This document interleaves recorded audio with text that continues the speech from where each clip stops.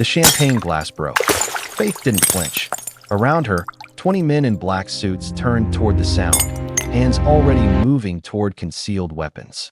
The server who dropped it went pale, frozen in the center of the marble floor like prey that knew running would only make the predator's chase.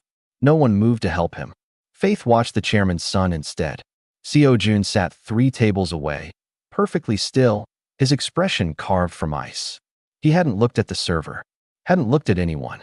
His attention stayed fixed on the harbor doors where his father would enter any moment now. The server was escorted out. Violently, quietly. Faith pulled her black dress closer around her shoulders.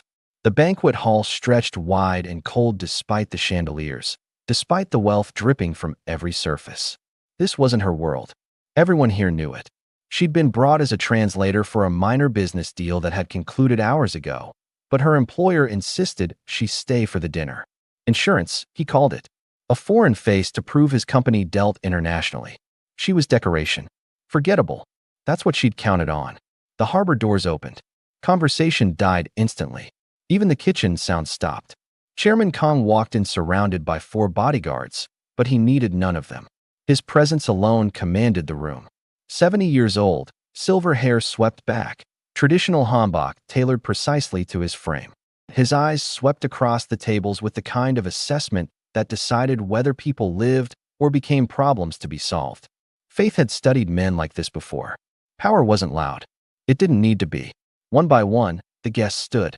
They approached in order of importance, bowing at exactly the right angle, greeting him in polished Seoul Korean with the formal particles that showed respect without showing weakness. The chairman accepted each greeting with a small nod, his expression revealing nothing. Seo-joon rose last. Father and son faced each other across 5 feet of marble that might as well have been a canyon. The resemblance was undeniable. Same sharp jawline, same unreadable eyes. But where the chairman carried his authority like a second skin, Seo-joon wore his like armor he couldn't remove. Before the story continues, kindly subscribe to this YouTube channel, like the video, comment, and turn on notifications so you don't miss the conclusion of this story and more intense stories like this. A BOG. Father. The word came out flat. Dutiful. Chairman Kang studied his son for 3 long seconds. You look tired. I'm not. I didn't ask if you were. The chairman moved past him to the head table. Seo-joon's jaw tightened almost imperceptibly before he followed. Faith should have stayed seated. Should have kept her head down and waited for this dinner to end so she could disappear back to her hotel, and then back to Seoul, and then back to her actual life. That was the smart play. The safe play. But she'd made a promise to a dying woman 6 years ago. She stood. The movement drew attention immediately. A black woman in a room full of Korean power brokers. Foreign. Out of place. Several men frowned. One whispered something to his neighbor behind his hand. Faith walked forward. Each step echoed too loud against marble. Seo-joon's eyes tracked her movement, cold and assessing. Threat analysis. She'd seen that look before on soldiers, on gang members, on anyone who lived in a world where hesitation meant death. She stopped 3 feet from Chairman Kang's table. Close enough to speak, not close enough to threaten. The balance mattered here. The chairman looked up. His expression shifted slightly. Not surprise. Interest. Like she'd done something unexpected enough to warrant actual attention instead of dismissal. Faith took a breath. Then she spoke. Have you eaten, elder? But not in Seoul Korean. In Busan Satori. The thick dialect of the port city, rough around the edges, intimate in a way that formal Korean could never be. The greeting elderly Busan grandmothers used for family. The room went silent. Not the polite silence of respect. The shocked silence of broken rules. Of lines crossed so badly that no one knew how to respond. Chairman Kang's eyes widened. Just for a second. Then narrowed. His bodyguards tensed. Across the room, Seo-joon had gone completely still, staring at Faith like she'd pulled a gun instead of speaking a dialect. Who taught you that? The chairman's voice cut through the silence. Still controlled, but something underneath it now. Something that might have been memory. Faith met his eyes directly. Another rule broken. Someone who said she owed you her life. Someone who made me promise to carry her words if I ever met you. The chairman stood. Slowly. The kind of movement that made everyone else in the room hold their breath. Your name. Faith Coleman. Your mother's name. She wasn't my mother. But her name was Park Min-young. She worked at Busan port 15 years ago. You knew her. Something crossed the chairman's face then. Recognition. And something else. Something almost human. Chairman Kang stared at Faith for 10 seconds that stretched like hours. The restaurant had gone so quiet, she could hear the ocean through the walls, waves beating against the harbor outside. Sit. He gestured to the empty chair beside him. Not a request. The room erupted in barely concealed whispers. Faith felt every eye on her as she moved to the head table, felt the weight of assumptions being rewritten, of power dynamics shifting in ways these men didn't understand yet, but could sense coming. Seo-joon leaned forward slightly. A BOG, she's nobody. A translator for the... I know who she is now. The chairman cut him off without looking at him. His attention stayed locked on Faith as she sat. Park Min-young. I thought she went back to America. She did. She died there 3 years ago. Cancer. Faith kept her voice steady. This part still hurt. Would always hurt. She taught me Busan Satori from the time I was 16. Made me practice until I sounded like I'd grown up in Korean-dong. Said if I ever came to Korea, if I ever met you, I had to speak to you properly. Why? Seo-joon's voice carried an edge. Suspicion. Maybe jealousy. What did she want from him? Faith turned to face him for the first time directly. His eyes were black, cold, searching for deception or angle or leverage. She'd seen that look on people who'd been lied to so many times they couldn't recognize truth anymore. Nothing. She wanted to give something. Her gratitude. She said your father saved her life when other men would have let her die to protect their business. She never forgot. Chairman Kang picked up his glass. Didn't drink. Just held it, watching the liquid catch the light. The dock fire. 2009. Yes. She pulled me out of a shipping container when the explosion started. Burned her hands doing it. He said it matter-of-factly, like discussing weather. But his grip on the glass tightened. The Sangpa gang had planted charges across the port, trying to take territory. She wasn't supposed to be working that night. Wrong place. But she ran toward the fire instead of away. Faith nodded. Min-young had told her the story dozens of times. Always ending the same way. He gave me a chance when I had nothing. Taught me to speak like Busan people speak, like family. That's not something you forget. I helped her get to America after. Set her up. Made sure she was safe. The chairman finally looked at Seo-joon. This is the debt your generation doesn't understand. Loyalty that asks for nothing back. Rare enough to be worth remembering. Seo-joon's expression didn't change, but something flickered behind his eyes. Doubt maybe. Or recognition of a world his father inhabited that he'd never quite accessed. Servers began bringing food. The other guests pretended to eat, but Faith felt their attention like physical pressure. Calculating. Reassessing. At a table near the window, a heavy-set man with silver rings on every finger leaned toward his companion. The companion glanced at Faith, then whispered back. Chairman Kang noticed. He noticed everything. You have a target on your back now. He spoke quietly, in Busan dialect. More intimate. Like they were the only two people in the room. These men see you sitting beside me. They think you have influence. Power. Some will want to use it. Others will want to eliminate it. I don't want power. Faith kept her voice low too. Matched his dialect perfectly. I came to keep a promise. After dinner, I'll leave. Go back to Seoul. You'll never see me again. You think it's that simple? Seo-joon cut in. He'd been listening, understanding the dialect even if he didn't speak it naturally. You walked into this room and changed how every person here sees our family structure. You think they'll just let you walk out and forget? He was right. Faith knew it. She'd underestimated how much that single greeting would matter, had thought she could deliver Min-young's message and disappear. But she'd miscalculated. In this world, attention was currency and danger both. Then what do you suggest? She met Seo-joon's eyes again. Challenging. You stay close. Where we can protect you. Or where you can control me. Something almost like a smile touched his mouth. Almost. Same thing. Chairman Kang set down his glass with a soft click. She stays. In Busan. I'll arrange accommodations. Seo-joon, you're responsible for her safety. Personal responsibility. Seo-joon's jaw clenched. I have operations across 3 districts. I can't. You can. You will. The chairman's voice didn't rise. Didn't need to. Someone tried to kill me twice this month. Both times, the attacks came from inside our organization. Someone close enough to know my schedule, my routes, my vulnerabilities. Until I find who, Everyone is suspect. Everyone except her. He gestured to Faith. She's the only person in this room who doesn't want something from me. That makes her valuable. And that makes her your priority. The weight of those words settled over the table. Seo-joon stared at his father, something unreadable moving across his face. Then he turned that stare to Faith. Can you shoot? The question caught her off guard. What? A gun? Can you use one? I took self-defense classes in college. Basic firearms training. But I'm not. You'll train properly. Tomorrow. Seo-joon pushed back from the table. If you're staying in this world, even temporarily, you need to be able to protect yourself when I'm not there. He walked away before Faith could respond. She watched him stop at the bar, exchange brief words with one of the bodyguards, then disappear through a side door. Chairman Kang chuckled, low and quiet. He's angry. At me? At the situation. At me for putting him in it. Seo-joon doesn't like variables he can't control. You're the definition of an uncontrolled variable. Faith didn't sleep that night. The hotel room Chairman Kang arranged sat on the 32nd floor overlooking Busan Harbor, all glass and steel and luxury that felt like a cage. 2 bodyguards stood outside her door. Protection or prison, she couldn't tell. She stood at the window watching ships move through dark water, their lights reflecting like scattered stars.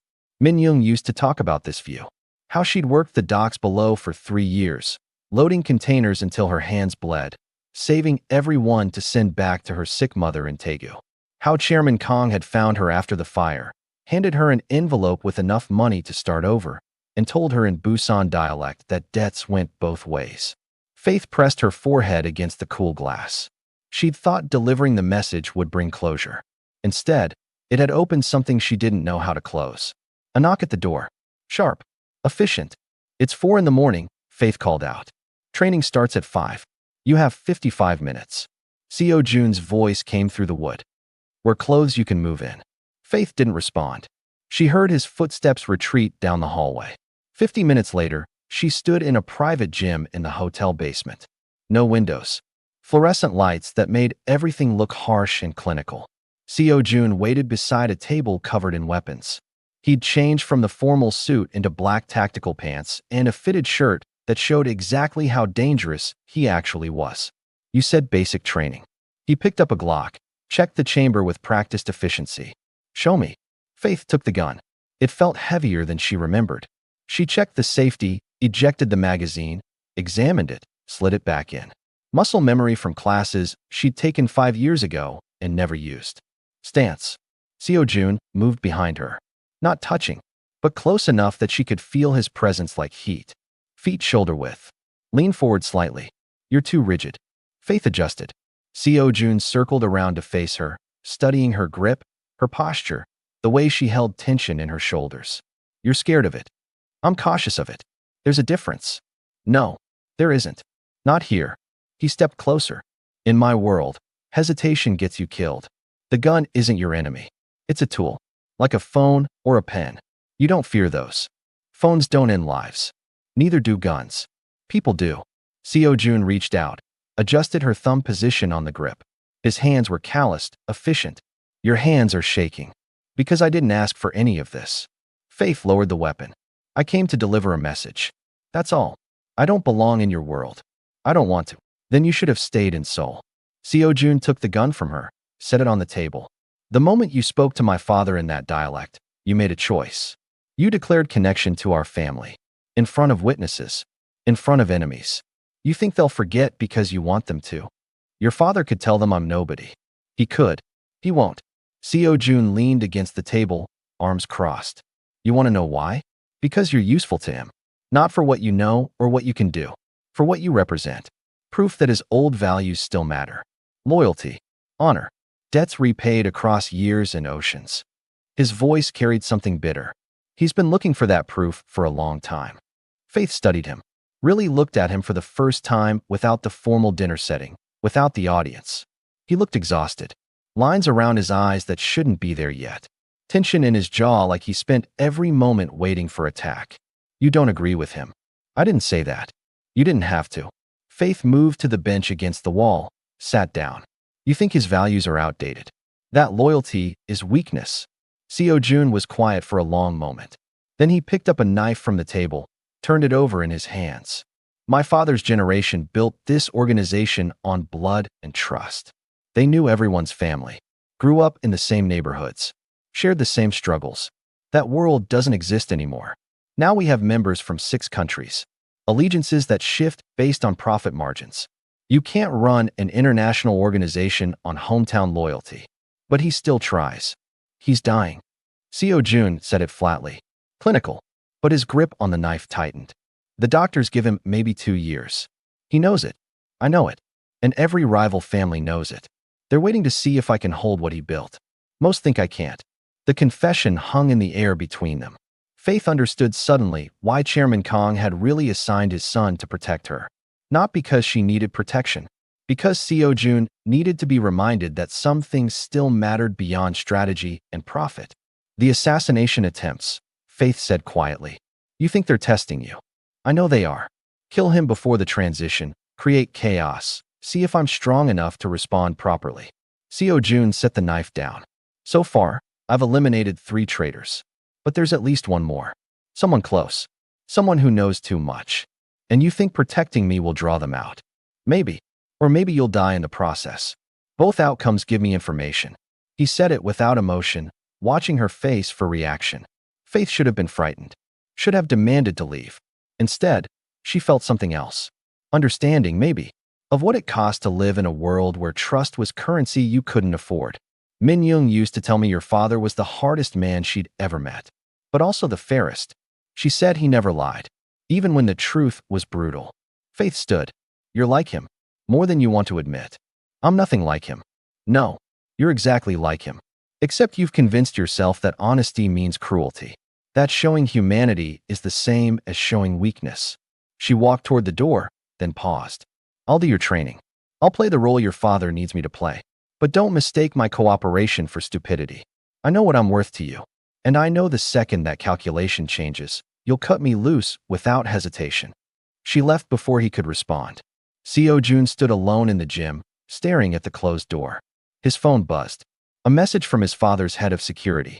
Another incident. Another attack that almost succeeded. He typed back quickly, issued orders, then looked at the weapons on the table. His reflection stared back from the polished steel of the knife blade. Faith was right. He was exactly like his father. That was precisely the problem. 3 days passed in careful choreography. Faith learned to shoot properly, to notice exits, to read the tension in a room before violence erupted. Seo-joon proved to be a harsh teacher, but not a cruel one. He corrected her mistakes with precision, never raising his voice, never touching her unless demonstrating a technique. Professional distance maintained like armor. But the distance was cracking. It happened in small moments. The way he positioned himself between her and strangers without thinking. How he switched to Busan dialect when they were alone. His sole formality dropping like a mask he was tired of wearing. The coffee he brought her each morning, exactly how she liked it, though she'd never told him her preference. Faith pretended not to notice. Noticing would make it real. On the 4th day, Chairman Kang summoned them both to his private office in the Harbor District. The building looked like any other shipping company headquarters from outside, all glass and modern architecture. Inside, it was a fortress. 3 security checkpoints. Cameras everywhere. Armed men who watched Faith like she might explode. The chairman sat behind a mahogany desk that had probably cost more than Faith's entire year's salary. He looked smaller than he had at the banquet. Tired. The dying man Seo-joon had described instead of the powerful boss everyone feared. We found another traitor. Chairman Kang slid a folder across the desk. Lee Dong-hyun. 20 years with our family. His daughter's wedding, I paid for it. His son's medical bills when the cancer came, I covered them. Last week, he tried to poison my tea. Seo-joon opened the folder, his expression hardening as he read. Where is he now? Dead. Suicide before we could question him properly. But he left evidence. Messages to someone higher up. Someone directing the attacks. The chairman looked at Faith. Someone who knew about Park Min-young.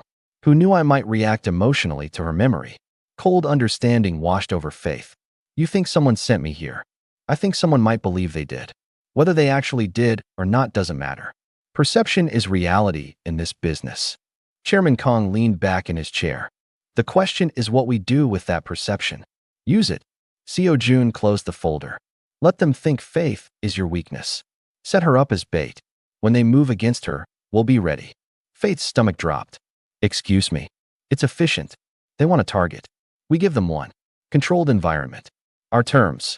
Seo-joon spoke like he was discussing shipping routes instead of her life. No. Chairman Kang's voice cut through the room. That's your generation's thinking. Sacrifice the peace to win the game. But Faith isn't a piece. She's a person who honored a debt when she had no obligation to do so. We don't repay that by throwing her to wolves. Then what do you suggest? Frustration bled into Seo-joon's voice. Wait for them to strike. Hope we're fast enough to stop it. We make her untouchable. Formally adopt her into the family. Give her a position. Security detail. Make it clear that harming her means war with our entire organization. The chairman looked at Faith. It's not perfect, but it's safer than the alternative. Faith found her voice finally. And what do I have to do in return? Stay alive. Stay visible. Show the old guard that loyalty still exists. That someone from outside Korea, from a different world entirely, can honor a promise better than men who were born into this life. The chairman smiled slightly. You'd be surprised how powerful that symbol becomes. I'm not a symbol. I'm a person who made a promise to someone I loved. That's all. Faith stood up. I appreciate what you're trying to do, but I can't live in this world. I have a life, a job, people who need me back home. What people? Seo-joon's question came quietly. Too quietly. Like he already knew the answer. Faith met his eyes. He'd investigated her. Of course he had. Probably knew everything about her life within hours of that first greeting. The studio apartment in Seoul. The freelance translation work that barely covered rent. The student loans from a degree she'd never finished. The absence of family, of close friends, of anyone who'd notice if she disappeared for a while. That's not fair, she said. No, it's not. But it's true. Seo-joon moved closer. You came to Korea running from something. Maybe you don't admit it. Maybe you tell yourself it's about honoring Min-young's memory. But people who have roots don't travel halfway around the world to deliver a message they could have sent in a letter. The accuracy stung. Faith wanted to argue, to defend herself. But he was right. She'd left Atlanta after Min-young died because staying hurt too much. Because every corner held memories. Because the only person who'd ever made her feel like family was gone, and the hollow space left behind was unbearable. 3 months. Chairman Kang's voice softened. Stay for 3 months. Help us find the traitor. After that, if you want to leave, I'll personally ensure you can go anywhere in the world. New identity if you need it. Money. Protection. Whatever it takes to give you the fresh start you're looking for. Faith looked between them. Father and son. Both watching her with different kinds of intensity. Both knowing she had no real choice, but trying to give her the illusion of one anyway. And if I die in the process? Then I'll have failed twice. Once in keeping you safe. Once in proving the old ways still matter.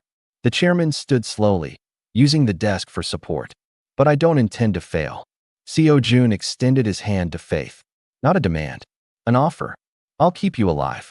That's not a promise. It's a fact. Because if you die on my watch, my father will never forgive me.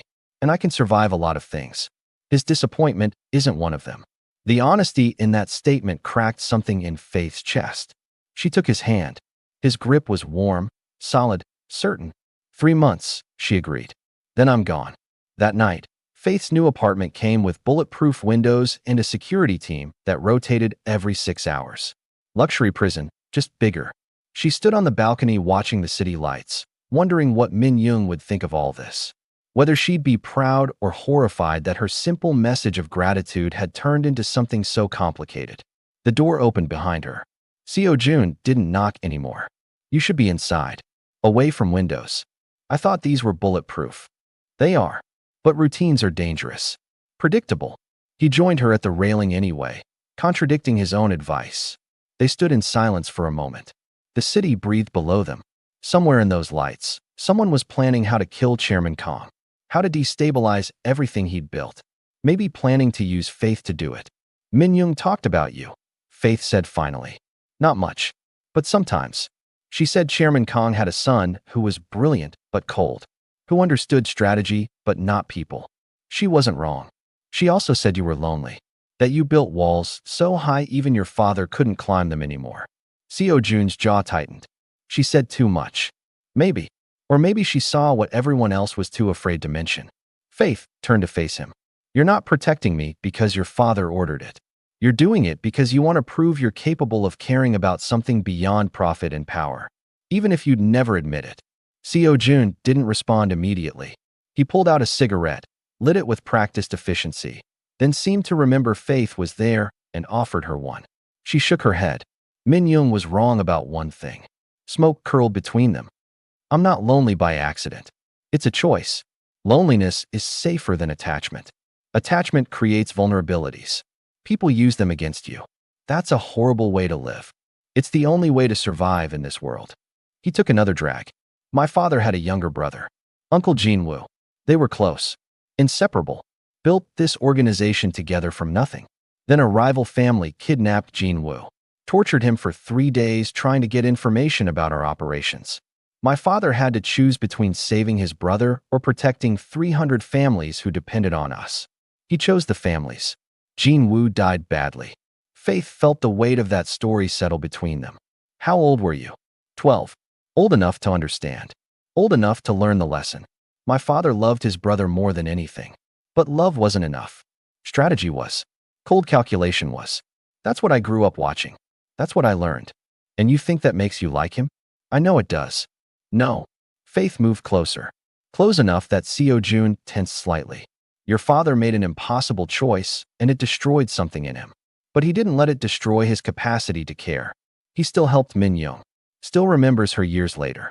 Still risks political complications to honor her memory through me.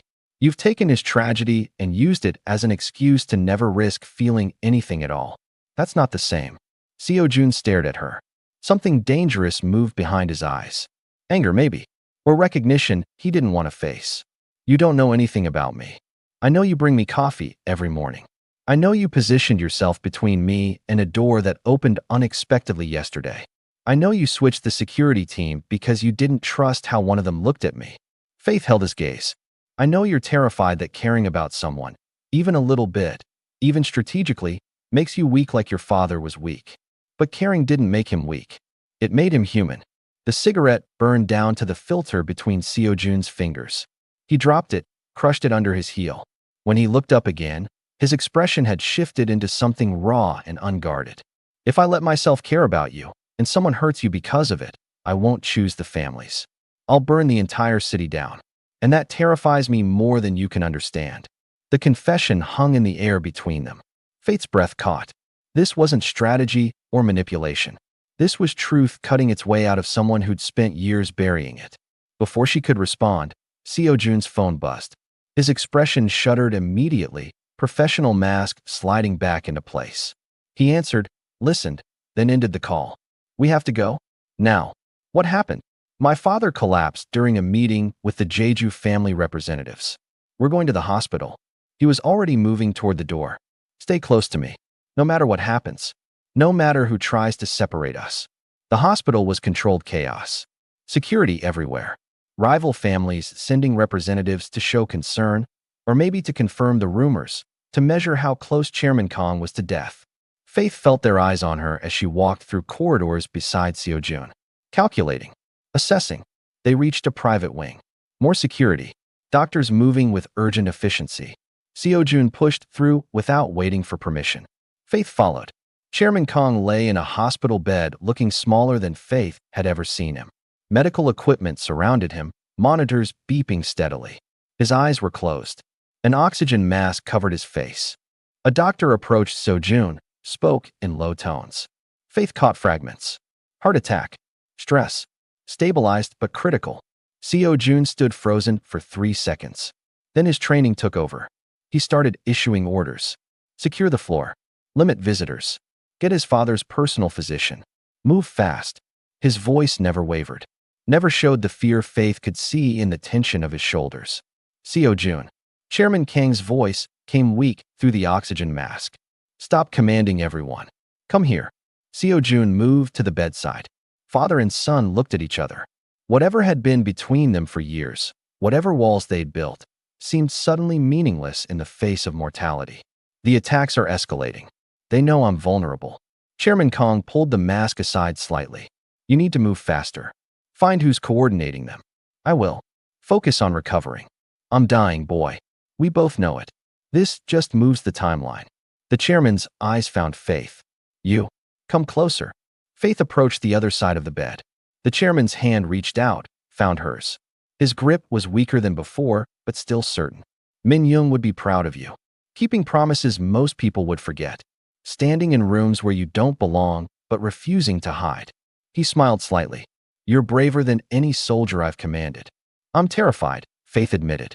Good. Fear keeps you smart. It's the people without fear who die stupid. Chairman Kang looked at his son. She's your responsibility. Not just her safety. Her happiness. Her choices. You understand. Abioji, this isn't the time. This is exactly the time. Because I might not get another one. The chairman's voice strengthened slightly. I made you hard. Too hard. It was necessary for survival. But surviving isn't the same as living. You need to remember that. Before Seo-joon could respond, shouting erupted in the hallway outside. Gunshots. Close. Too close. Seo-joon moved instantly. He pulled Faith away from the window, positioned himself between her and the door, weapon appearing in his hand like magic. The security team burst in, forming a perimeter around the chairman's bed. East stairwell breach. Free shooters. Unknown affiliation. The head of security rattled off information while reloading. They're coming for this floor. More gunshots. Closer. Someone screamed. The monitors around Chairman Kang's bed beeped frantically as his heart rate spiked. Get him out. Through the service elevator. Seo-joon's voice cut through chaos. Faith, you're with the chairman's security team. What about you? I'm ending this. He looked at her directly. Really looked at her. Like he was memorizing her face in case he didn't get another chance. If something happens to me, my father will protect you. You'll be safe. Seo-joon. He kissed her. Fast and hard and desperate. Then pushed her toward the security team. Go. Now. Faith stumbled backward, pulled by hands she couldn't see. She watched Seo-joon move toward the door with 6 men flanking him. Watched him disappear into the hallway where gunshots echoed like thunder. The security team rushed Chairman Kang's bed toward a service elevator Faith hadn't noticed before. Hidden exit. Emergency protocol. Everything moved too fast. She couldn't process it. Couldn't think past the feeling of Seo-joon's kiss still burning on her lips. They reached an underground parking garage. Armored vehicles waiting. Faith was pushed into one beside Chairman Kang's gurney. The vehicle lurched forward before the door fully closed. Where are we going? Faith's voice shook. Safe house. Busan outskirts. The security chief didn't look at her. His attention stayed fixed on radio chatter. Reports coming in from the hospital. Updates she couldn't fully hear. Chairman Kang's hand found hers again. He'll survive. He always does. You don't know that. I do. Because he has something to survive for now. Something he didn't have before. The chairman's eyes held hers. You. The vehicle drove through Busan streets while somewhere behind them, Seo-joon fought for his life. Faith closed her eyes and tried to remember how to breathe. Tried to remember that 3 months ago, she'd been nobody. A translator delivering a message. Now she was someone worth killing for. Someone worth protecting. Someone a man like Seo-joon might care about enough to risk everything. The tide always comes back, Min Young used to say. No matter how far it goes out, it returns. Faith held on to that thought like a lifeline while the city lights blurred past and gunshots echoed in her memory. To enjoy more stories, kindly subscribe to the YouTube channel, like the video, comment, and turn on notifications so you don't miss more intense stories like this.